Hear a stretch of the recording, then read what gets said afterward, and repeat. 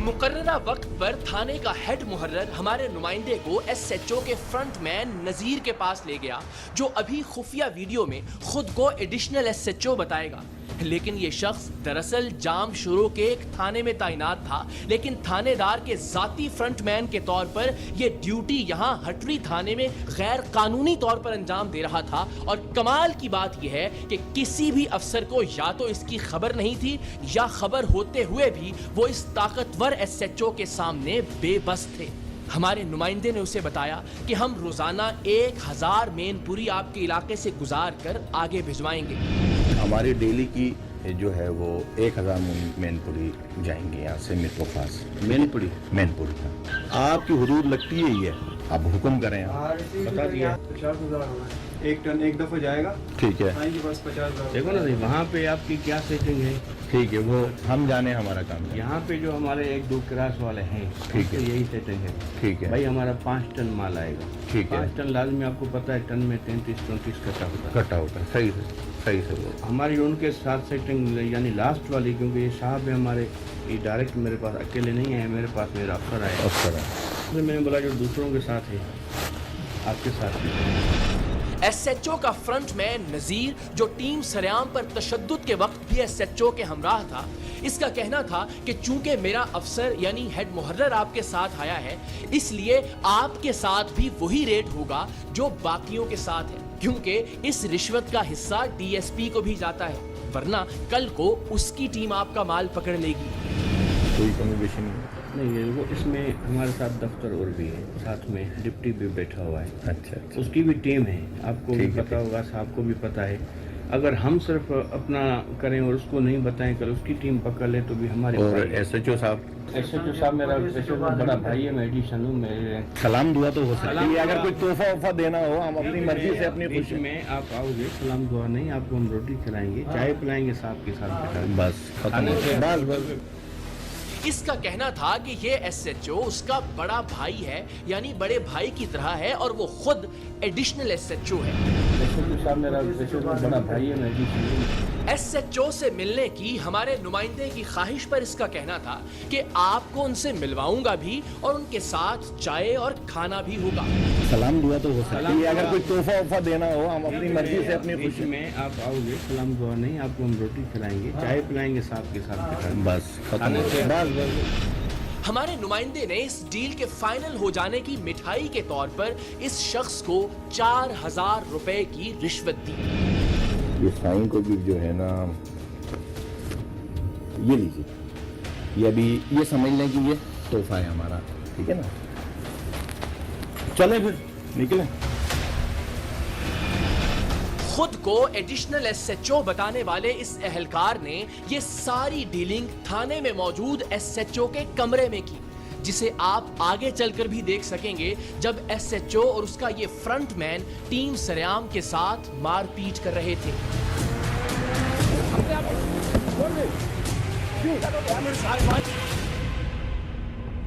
मेनपुरी, जो कि गुटके की एक किस्म है, इसकी पहली कंसाइनमेंट की रिश्वत की रकम की अदायगी के लिए इस शख्स ने हमारे नुमाइंदे को अब की बार एक औताक पर बुलवाया। यहां आते ही हमारे नुमाइंदे की मुकम्मल तलाशी ली गई कि कहीं कोई खुफिया कैमरा तो मौजूद नहीं, लेकिन हमने कभी कच्ची गोलियां नहीं खेली। बज़ाहिर एक मेनपुरी के सप्लायर से 50,000 रुपए रिश्वत लेने की रिकॉर्डिंग हमारे खुफिया कैमरों ने महफूज कर ही ली। अरे यार साईं, आप ही गिनने, आपने मुझे सारी घबराहट सब कर दी। पता नहीं आप कह रहे हैं कि मैं कोई गिने, आप तसल्ली से गिने। नहीं, अब एतमाद की बात, ये 50 आपको देखिए। 50,000 रिश्वत देने के बाद हमारे नुमाइंदे ने एसएचओ साहिब से मिलने की ख्वाहिश का इजहार किया, तो ये उसे अंदर कमरे में ले गया, जहां एसएचओ हमारे नुमाइंदे से मिला तो जरूर, लेकिन चूंकि इन्हें पहले से ही इस पर शक हो गया था, उसने हमारे नुमाइंदे से ठीक से नजरें मिलाकर बात नहीं की, बल्कि अपने फ्रंटमैन से कहा कि तुमने इसे बता दिया है ना कि राब्ता व्हाट्सएप पर करना है। अच्छा साईं, बस आप है ना किसी किस्म का कंफ्यूजन का, आप मेरे एतमाद पे आपसे मुलाकात हो गई, ठीक है। ठीक है, बस ये बात यहाँ पे। हाँ ठीक है, ठीक। जो कॉन्टेक्ट जो तरीके बताए थे व्हाट्सएप व्हाट्सएप पे। हमारा नुमाइंदा मीरपुर खास जाने और वहां से उनके लिए तोहफा लाने का वादा करके वहां से रवाना हो गया। ठीक है साईं, फिर इजाज़त है। अभी मैं, आप यहीं है ना, अभी मैं जा रहा हूँ मीरपुर, तो वहाँ से वापसी में फिर आपके लिए तोहफा तो कोई भी दे सकता है ना, तोहफा देने की तो कोई मना नहीं है ना।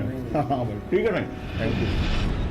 वादे के मुताबिक हमारा नुमाइंदा शाम को मिठाई लेकर एक बार फिर वहां पहुंचा। एसएचओ फोन पर बिजी था, सो उसने इसे अंदर बैठने का कहा जहां उसका फ्रंटमैन नजीर मौजूद था। हमारा नुमाइंदा फिर उससे मिला और मीरपुर खास की पार्टी से मिलने वाले चेक्स का कहकर रिश्वत की बाकी रकम के चेक उसे पेश किए, क्योंकि डील ये हुई थी कि एसएचओ को महीने भर की एडवांस पेमेंट की जाएगी। अब ये अभी मुझे दो पार्टी से चेक मिले हैं। अच्छा, ये जो है ना, दोनों चेक आप रखें, और नहीं ये जो है, वो जो आपको मैंने चेक दिए है ना, अच्छा ये तो वो भी आपकी अमानत है। फोन आपका। आप जरा अंदाजा कीजिए कि ये कैसी अंधेर नगरी है। एक एसएचओ ने एक दूसरे थाने में तैनात एहलकार को अपना फ्रंटमैन बनाकर जाती मुलाजिम बनाकर रखा हुआ था, जो इसकी ईमा पर थाने में एसएचओ के रंग बिरंगे एयर कंडीशन कमरे में नौजवानों के लिए मनशियात, गुटके और मेनपुरी जैसे जहरे कातिल की अपनी निगरानी में तरसील की डील करता है। एसएचओ का फ्रंटमैन नजीर 50,000 रुपए रिश्वत लेकर हमारे नुमाइंदे को एसएचओ से उसकी औताक पर मिलवाता है, और फिर जब टीम सरेआम ये सबूत लेकर इनसे सवाल करती है तो ये अपनी बर्बरियत दिखाते हुए तशद्दुद पर उतर आते हैं। जरा तसव्वुर कीजिए, ये कैमरों की मौजूदगी में अपनी अनानियत के हाथों मजबूर होकर हम पर हाथ उठाने से बाज नहीं आए। ये इस मुल्क के आम आदमी के साथ क्या सलूक रवा रखते होंगे। गुटके और मेनपुरी की स्मगलिंग में मुलव्वस होने के सबूत और हमारे नुमाइंदे से इनकी डील की रिकॉर्डिंग हासिल होने के बाद हम कराची से हैदराबाद पहुंचे, थाना हड्री में दाखिल हुए और सीधा एसएचओ के उस ज़र्क बर्क कमरे तक पहुंचे जहां हर गैर कानूनी काम रिश्वत लेकर करने की डील की जाती थी। एसएचओ फारूक का फ्रंटमैन नजीर इत्तेफाकन बाहर ही मौजूद था। वो हमसे मिला और हमें खुद ही एसएचओ के कमरे में ले गया। शायद वो कोई भी जिम्मेदारी अकेला नहीं उठाना चाहता था।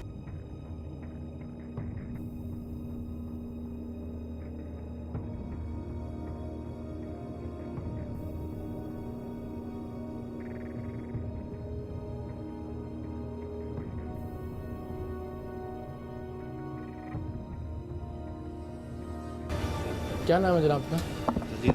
एडिशनल एसएचओ आप? आए एसएचओ साहब कहाँ हैं? बैठे हैं एसएचओ साहब? अस्सलाम वालेकुम। क्या नाम है जनाब आपका? मेरा नाम गुलाम फारूक है। एसएचओ हैं आप? जी। अब जरा देखते जाइएगा कि इन पुलिस वालों की करप्शन के नाकाबिले तरदीद सबूत होने के बावजूद हमने किस तरह धीमे लहजे में इनसे बात का आगाज किया, ये जानते हुए भी कि ये बदनीयत पुलिस अफसरान इस मुल्क के बच्चों और नौजवानों का मुस्तकबिल बर्बाद करने की कीमत वसूल करके जहर और मौत के धंधे की सरपरस्ती कर रहे थे। हमने तहजीब का दामन हाथ से नहीं छूटने दिया। तो क्या जिम्मेदारी है आपकी? ये मेनपुरी गुटका बुटका उसको रोकने की जिम्मेदारी है या जाने ले जाने का भत्ता लेने की जिम्मेदारी है? क्या है आपकी नौकरी? मेरी नौकरी एसएचओ का क्या मतलब है इलाके में, क्या जिम्मेदारी है इसकी? अब बेटे नहीं पता। बताएं मैं। चांडियो साहब का क्या हुक्म है मेनपुरी पे? नईम शेख साहब का क्या है? हर चीज़ को बंद करना। देखें, क्या नाम बताया आपने उसका? गुलाम फारूक। गुलाम फारूक साहब जी। पता नहीं आपने हमारा कोई प्रोग्राम देखा या नहीं देखा? नहीं बिल्कुल देखा है। जब तक 100% कोई पक्की चीज़ नहीं होती ना, हम नहीं आते। और हम हमेशा ये कहते हैं कि अगले बंदे की जो रही सही इज्जत है उस चीज़ में होती है कि वो गलती मान ले, बजाय इसके कि पूरी कौम उसकी वीडियो देखे। इनके पूछने पर कि आखिर मसला क्या है, हमने मसले को यानी उस बंदे को इनके सामने आने का कहा जो इनसे गुटके और मेनपुरी की तरसील की डील कर रहा था, और वो लैपटॉप मंगवाया जिसमें इनकी करप्शन और रिश्वतखोरी की वीडियोस महफूज थी। कि जो काम आपको हमने समझाए तो सही, मसला क्या है मुझे पहले आप प्रॉब्लम ये तो भाई बताएं। मसला सामने आ जाए, जरा सिर्फ सामने आके खड़ा हो जाए मसला।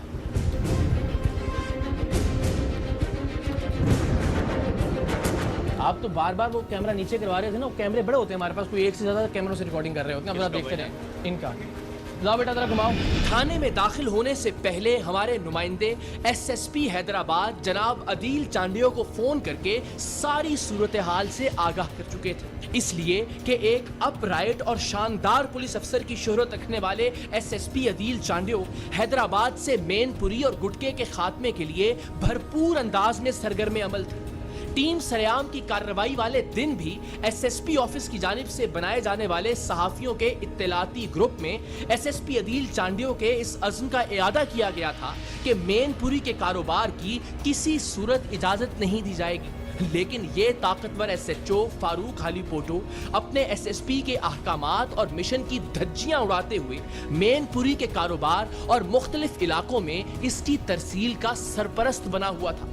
जब हमारे नुमाइंदों ने एसएसपी साहब को थाना हटरी के अफसरान और एहलकारों की करप्शन के बारे में बताया तो उन्होंने फिल फौर मुतल्लिका डीएसपी को थाने भेजने का कहा, जिस पर हमारे नुमाइंदे ने उनसे दरखास्त की कि इस डीएसपी के करप्शन में मुलव्विस होने का तो ये सारे एहलकार खुफिया रिकॉर्डिंग में खुद एतराफ कर रहे हैं। वो यहाँ आकर अपने पेटी बंद भाइयों को बचाने की कोशिश के अलावा और कुछ नहीं करेंगे।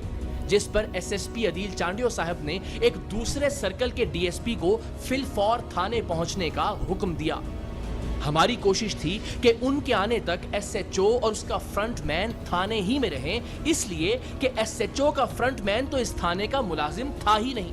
वो एक बार यहां से गायब हो जाता तो एसएचओ ने साफ मुकर जाना था कि मेरा तो उससे कोई वास्ता ही नहीं। ये लोग यहां रहे, इन्होंने मिलकर मुझ पर तशद्दुद किया, तभी इनका करप्शन का रिश्ता और ताल्लुक बेनकाब हुआ। इन लोगों को आखिर तक यहां रोके रखने से ही ये मुमकिन हो सका कि इस फ्रंटमैन ने अपने अफसर के आने पर उसके सामने सब एतराफ किए।